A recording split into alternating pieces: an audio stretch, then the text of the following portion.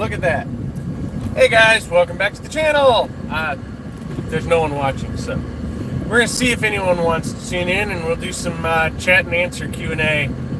I'm currently driving, but that's not a big deal. You're all up on hands-free-ish enough.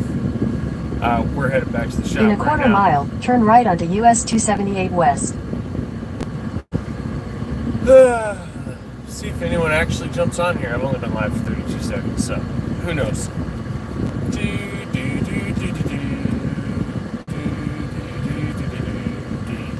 Take the next right onto US 278 West. Thought I'd do this little live thing just to, hi Christian! I thought I'd do this live thing and give people on YouTube, who I have a lot more followers on YouTube than I do Facebook, an opportunity to ask questions, get answers, whatever. Mainly because I'm bored as shit and I have a 1 hour drive. And I gotta watch my language because I got auto filter turned on. Because this is a monetized live video, so they're gonna filter it. But continue anyway, on US 278 West for 6 miles. But we just got back, just left the machine shop, getting Eric's clutch picked up, had that turned down, 35 thou. And we are headed back to the shop, so I thought I'd do this little Q&A session. Anyone wants to jump in the chat and ask questions, I'll give answers, let y'all know what's going on, whatever. I just kind of decided to jump on here because I'm bored more than anything and see if it worked out. I got more viewers on here than I've ever had on a Facebook Live. I am down here in Coleman, so hopefully the connection stays good and doesn't go all roboto on y'all. I am in the boondocks, but usually I have good signal out here in the boondocks.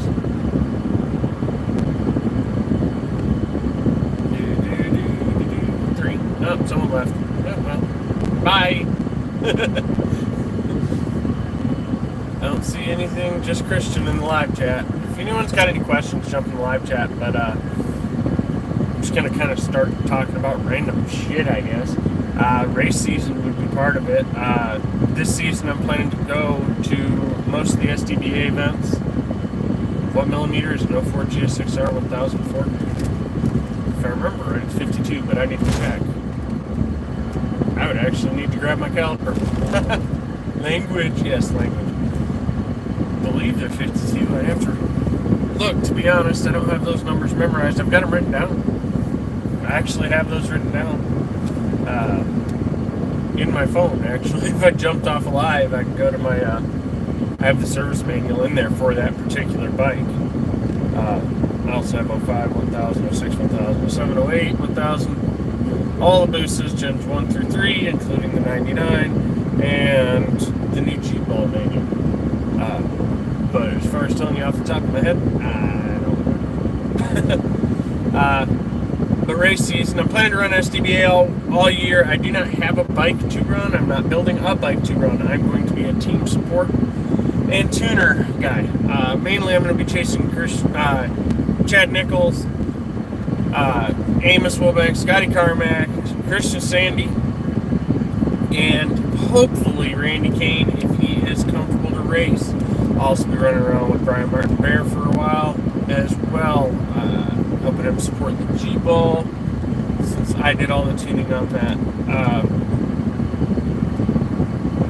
Let's see. Hopefully we have some good progress out of the shop this week. I've got quite a few bikes ready to go home. Just waiting on folks to come get them. Certain folks are incapable of coming to pick it up right now, whether it's vehicle problems, so on and so forth. I kind of got a goal for the end of this year to have a personal bike again. Yeah, I'm ready to see Randy back as well. Randy is a very, very good friend. In fact, he's the one who sold me this truck we're driving in. But he had cancer.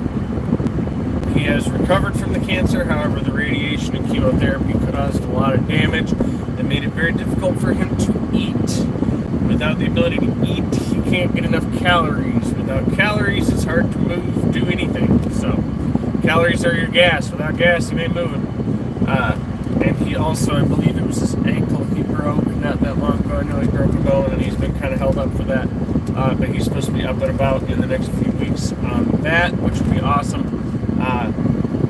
need to get him back to where he can do a burnout with the white bike, and we'll go back to running 560 and probably push that thing down into top gas. It should be top gas easy enough with what's in it. It's a 1507cc motor with stock Gen 2 head, dual intakes.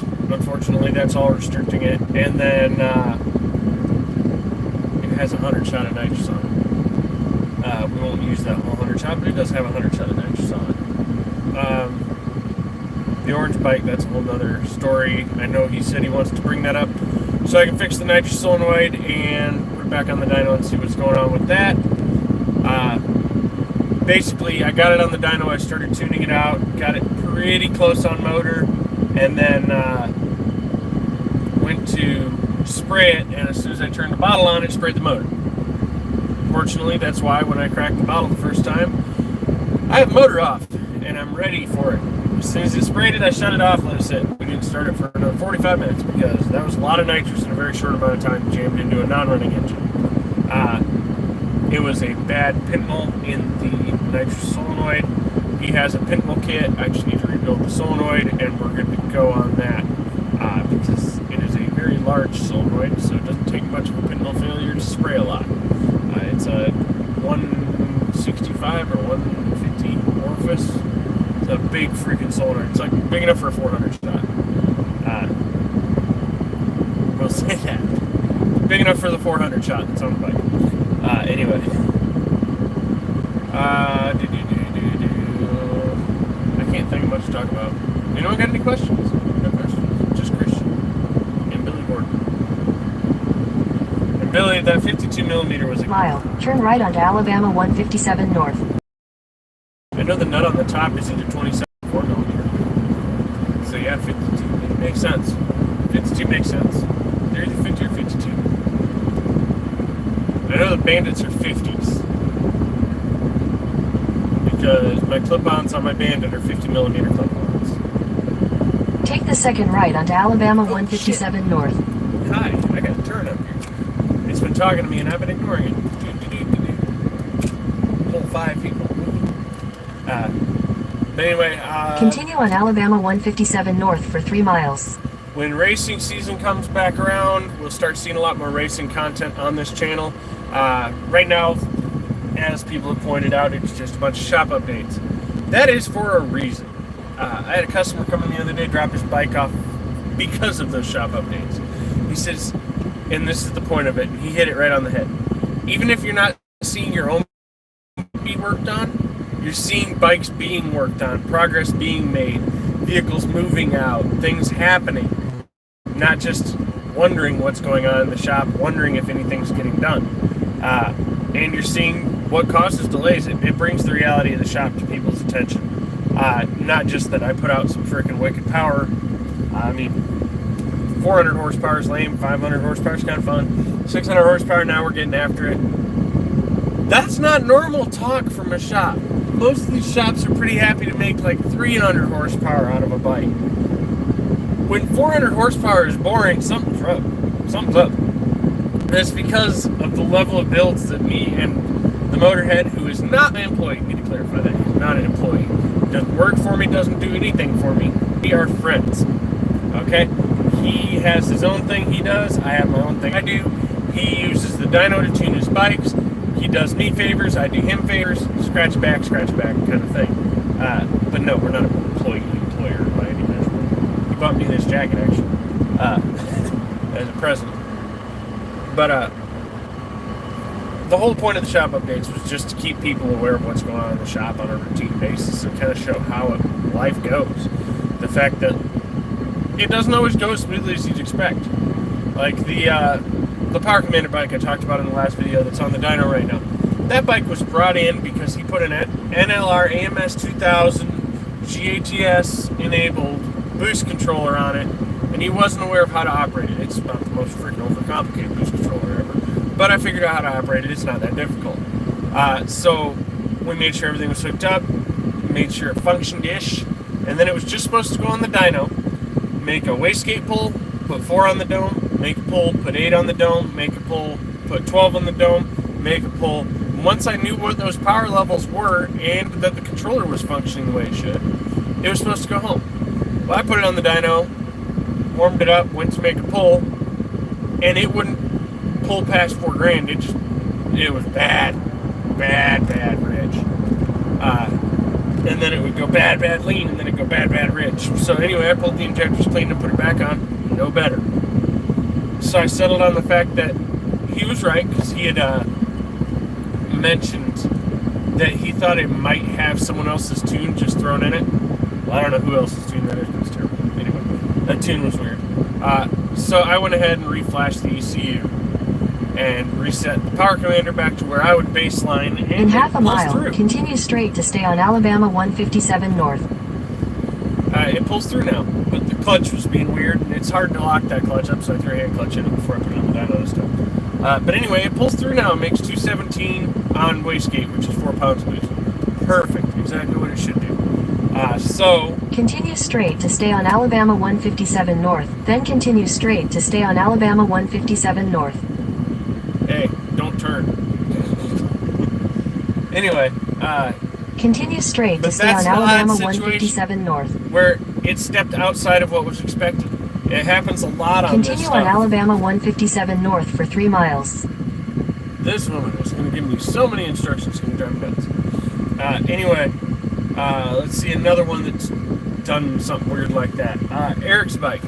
Eric's bike was brought down to roll rod bearings into it because he had a clutch come apart and it plugged the pickup, and we were worried it might have chewed on the rod bearings. So I went ahead, had Scotty drop the motor, split it. I rolled rod bearings into it. Scotty put it back together, put it back in, rocking and rolling. And then I threw what I thought was the gate spring I needed into it to make the boost, and went to put the clutch basket in, and I remembered it has max rods, got to clearance the clutch basket. So there's a delay. Went and got that dealt with. I don't have a lathe in-house, and no, I can't justify putting a lathe in-house. They're expensive, and I don't do enough lathe work. I might turn one of these baskets a year. Anyway, didn't have the spring I needed in-house. Spring came in, put the spring in, hit the number dead on the head. Now I just got to throw this clutch in there, and it's ready to get the bodywork put back on it and go home. It should be fun. It should be fast. Hopefully, maybe next weekend there's a track open and I can convince him to go to the track with us, and we'll make sure the clutch works the way it should. But who knows? We'll see. Damn, my nose is itchy. Let's see, another one. There's a few of them that have been real troublemakers. But, like, okay, I'm building a motor right now. Okay, yesterday the goal was put this motor together, put it back up in the frame, and start heat cycles so he can pick it up next weekend, right? Okay, I've been collecting everything, had everything together, put the motor together, and I can't tell you a lot of details about the motor, but I'll tell you it's a big stroker. Anyway, it's a 3 mil bore. Put it together, pop the head gasket out of the bag, put it on there. I have the deck set at negative 1,000. So it's basically a zero deck, right? Negative 1,000 is what the piston rocket says. So it's basically a zero deck motor, slightly negative. Put the head gasket on it, 30,000 head gasket, thinking about 29, give or take, head pistons. So squeeze fairly freaking tight. But it's going to be on race gas, not pump gas. It's high compression. It's like 16.5 to 1. Hey, boss. Sharon Broadmax. I just butchered that. I'm so sorry. But anyway, this motor, I put it together yesterday. I went ahead and put the head gasket on, put the head on, torqued the head down, and went to roll the timing chain around and set it on TDC, and it would only turn a quarter turn, either way. No, half a turn, quarter cycle, either way. As soon as it got to TDC, it would lock. And it wasn't a hard lock, I could rock it through it, but it was a fairly decent lock, and I'm like, this is just weird. Yeah, sorry about that. It might be Chiron or Chiron. I think it's Chiron. But anyway, it might be Sharon, but that'd be weird. Weird spelling for Sharon, but it might be right. Anyway, what happened is I opened up the head gasket, put it on and all that. I didn't double check the head gasket. So it was an 81 millimeter head gasket in that package. There's supposed to be an 84 millimeter head gasket. This is 3 mil bore. So now you've got 1.5 millimeters of head gasket hanging around all the way around into the bore. Well, when you're negative deck height, so head to piston measurement is the combination second choice. In a quarter mile, continue straight to stay on Alabama 157 North. Wouldn't find me, no worries, bro. Take it. Anyway, head to piston is measured as the totality of the piston to deck height plus the head gasket thickness fully crushed. That head gasket is 030 fully crushed. Continue straight to stay on Alabama 157 North. And the head to piston is -1, so I would have been 29. Now, if you take the head gasket out of the equation, because now the head gasket's on top of the piston instead of next to it acting as a spacer, I was -1 head to piston. So, hence it hit. So now all I need to do for that is send an email off to Rob Bush. He hadn't sent my order from last week out yet, so I sent him an email saying to add a head gasket to that order. But that's one of those things where now what I could have had assembled yesterday and in the frame doing heat cycles now won't be assembled until probably Thursday and in the frame doing heat cycles. And it takes about 2-3 days of good time with a fan and everything to heat it up, cool it down, heat it up, cool it down. Yeah, I'm taking these to the tuner tomorrow. Alright, yeah, I knew about that. Anyway, to get the heat cycles done on a brand new motor to be able to go to the dyno. So that bike probably won't be on the dyno this weekend. It is what it is. It'll probably be like mid next week before it goes on the dyno. The goals are pretty substantial, so I don't want to push it too hard. The motor is loosely assembled. It's 2000s rods, 2000s mains, so it's not a super snug motor with fairly loose rings and good piston wall clearance. Everything's fairly loose except for head to piston. And I'm curious to see where the valve to piston ends up now. That's going to be interesting. Whole nother ball game. Probably have set the cams fairly high, fairly low swings to be able to make the clearance. But anyway, that's just part of it. No, I am not in South Carolina, boss. I am in Alabama, Scumby, Alabama. I'm going to be in South Carolina later this year for a race, maybe, but I am in Alabama is where my shop is located. Anyway, let me look at this message quick. Yep, Medusa's going to the tuner tomorrow. I got to be able to remote in. Got it. Not a big deal. I'll remote in and send him some tune-ups for the dyno so it can make those zoom zooms. That thing's going to be freaking fun. Anyway, Medusa is the Colorado bike that I did a little over a month or so ago. He has got it home and he's been working through a few things. So the turbo had a seal fail. Richard at RCC warrantied the turbo and got that all dealt with for him. So it no longer smokes. And he's going to put a dyno up there and see how the barrel correction's working.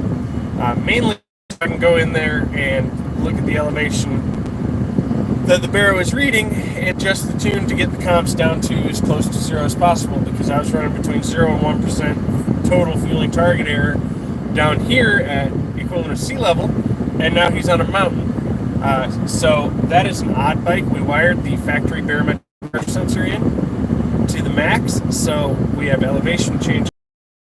So instead of retuning up there, what I'm going to do is he's going to put it on the dyno on wastegate. He's going to make a pull. And I'm going to go in, figure out how far off the total target error is, make that adjustment in the barrel correction map, not the fuel maps, barrel correction maps, make a pull, and it should be golden.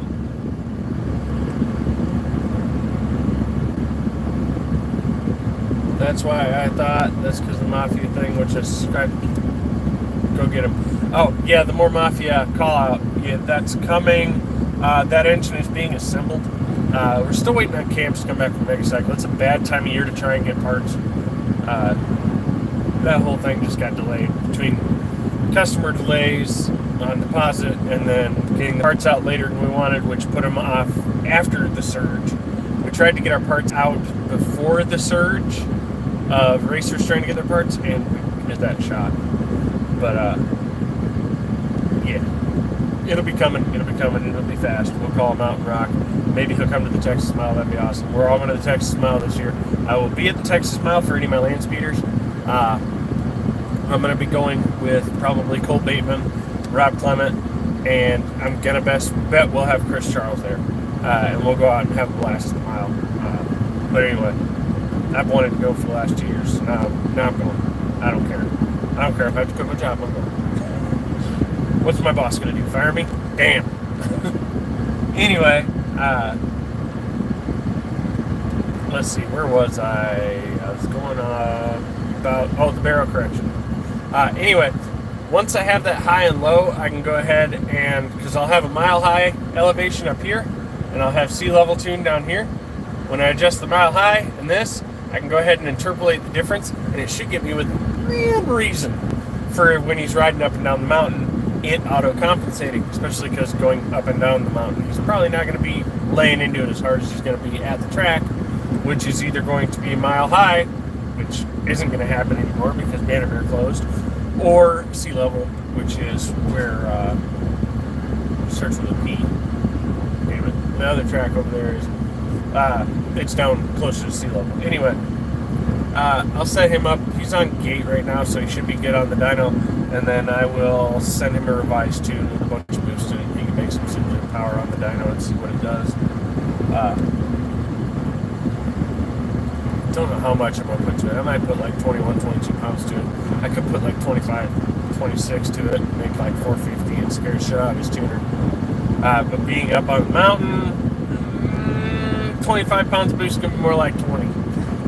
So honestly, it's going to be like maybe 400 at 25 or 26 pounds of boost, where down here was 22 pounds of boost to make that, 21 pounds of boost to make that. So who knows?